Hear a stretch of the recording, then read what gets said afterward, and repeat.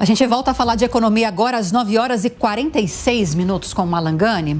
Vamos lá para a Europa, porque o Banco Central Europeu mantém as taxas de juros inalteradas, conforme já era esperado.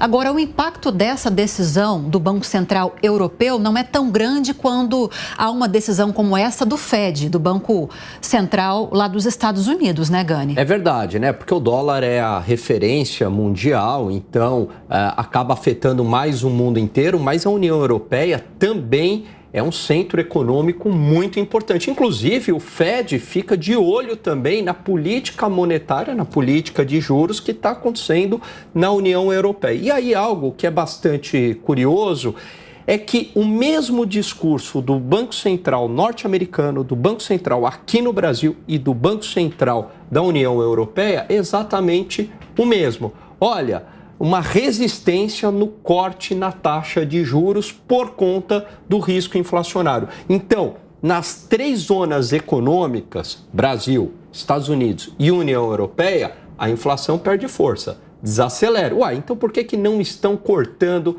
a taxa de juros? Aqui no Brasil, lá nos Estados Unidos e na União Europeia, por conta dos riscos inflacionários. Então, essa inflação nos três países, né? A União Europeia não é país, mas na zona do euro, nos Estados Unidos e no Brasil, está acima da meta, tem uma desancoragem das expectativas inflacionárias. A inflação de serviços é muito resiliente ainda e os salários sobem, que pode potencializar a inflação. Então, fica todo mundo nessa expectativa de corte da taxa de juros para aquecer a economia, mas está todo mundo com medo da volta da inflação. Por isso que esse movimento no mundo tem sido um ajuste fino, né? Um pente fino ali, um corte milimétrico por conta do risco inflacionário. Nós que estamos acompanhando as eleições que aconteceram, algumas que ainda estão latentes na União Europeia, em países da União Europeia, né, Gani? E realmente há uma preocupação muito grande da população, dos eleitores, com a economia, com o aumento do custo de vida, nas plataformas de governo. Ontem, quando foi feita a leitura do plano de governo do primeiro-ministro do Reino Unido, Keir Starmer, estava em destaque políticas de estabilização da economia.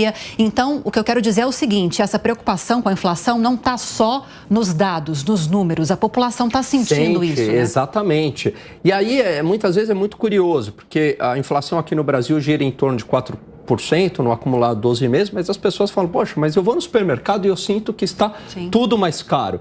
Porque também há um aumento do preço, mas houve uma perda do poder de compra ao longo dos anos. Então tem uma sensação de empobrecimento da população e que ocorre também na Europa, porque à medida que não há um crescimento econômico sustentável ao longo dos anos, significa que os preços vão subindo, energia, alimentos, e a sua renda não acompanha. E aí dá aquela sensação de empobrecimento. Isso no mundo inteiro, principalmente no Brasil. Então, muita gente lá nos Estados Unidos diz o seguinte, é verdade, a taxa de desemprego está num mínimo histórico, mas as pessoas estão tendo que trabalhar muito mais, ter outro emprego, aplicativo para complementar a sua renda, porque os preços se elevaram. A inflação é altamente punitiva para os mais pobres.